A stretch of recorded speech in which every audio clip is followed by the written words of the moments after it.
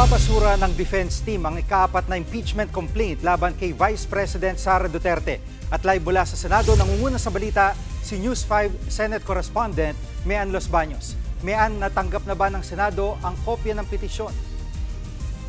Jiggy, alam mo, nandito ako sa 6th floor ng Senado kung saan narito nga yung opisina ng Clerk of Court. At yung sa dulo, kung makikita ninyo, ay nagkumpulan na yung mga miyembro ng media, lalo na yung ating mga cameramen. At naghihintay pa rin tayo hanggang sa mga oras na ito. Dahil sa opisina ng Clerk of Court o ni Senate Secretary Attorney Renato Bantug, dapat ibibigay yung kopya ng sagot ni VP Sara doon sa writ of summons na ipinadala ng impeachment court. But until now, 5:45 p.m., hindi pa dumarating dito yung kanyang kinatawan. Hindi natin alam kung messenger ba yan o abogado ang maghahain dito. But nakakuha na kasi tayo ng impormasyon na nauna nang bigyan ng kopya ng sagot ni VP Sara ang Kamara. At doon sa very limited na portions ng 34-page na document na nakita natin, tama ka, hinihiling nga ng kanyang kampo na ipadismiss o ipabasura ang impeachment complaint laban sa Vice Presidente.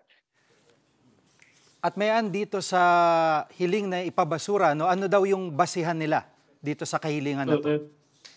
Jiggy, again very limited yung nakuha nating copy kasi kahit yan maipasa dito sa Senado, hindi pa rin tayo makakakuha ng buong kopya dahil ira-route muna yan mula sa Senate President hanggang sa lahat ng senador. But doon sa nakita kong dokumento, isa sa mga grounds ay yung void ab initio o void from the beginning. Ibig sabihin, ang sinasabi ng depensa ay wala itong bisa simula pa nung umpisa. Yan ay dahil nag-violate daw o lumabag itong prosecution o yung naghain ng impeachment complaint. So sinasabing one-year bar rule o dapat isang impeachment complaint lang ang ihahain sa isang impeachable officer sa loob ng isang taon. Yun yung nakita natin na so far, isa sa mga grounds. Hindi ko alam kung meron pang ibang mga sumunod para ipadismiss itong impeachment complaint na ito, Jiggy. At Mean, hanggang anong oras pwedeng hintayin dyan yung dokumento na inaabangan?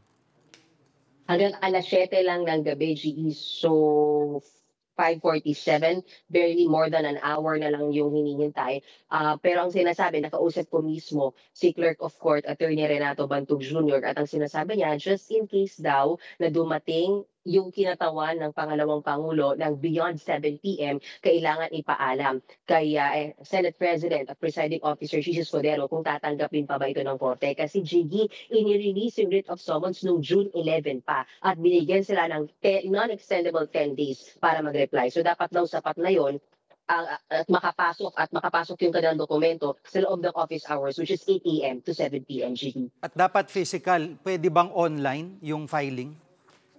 Jiggy, technically pwede. Inaalaw ng impeachment rules yung online. Pero ang sinasabi ni Clerk of Court Renato Bantug, itong particular na sagot na to, they're expecting na physical submission ito dahil wala pa naman silang binibigay na official email sa magkabilang partido, sa prosecution at sa defense. So dapat itong sagot na ito mismo sa unang writ of summons na binigay ng impeachment court, dapat ipabigay ni VP Sara physically at maihain dito sa Clerk of Court ng Senado.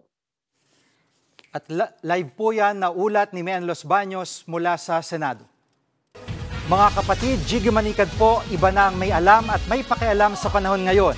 Para sa konkreto, kumpleto at komprehensibong balitaan sa Frontline, mag-follow at mag-subscribe sa social media pages ng News 5.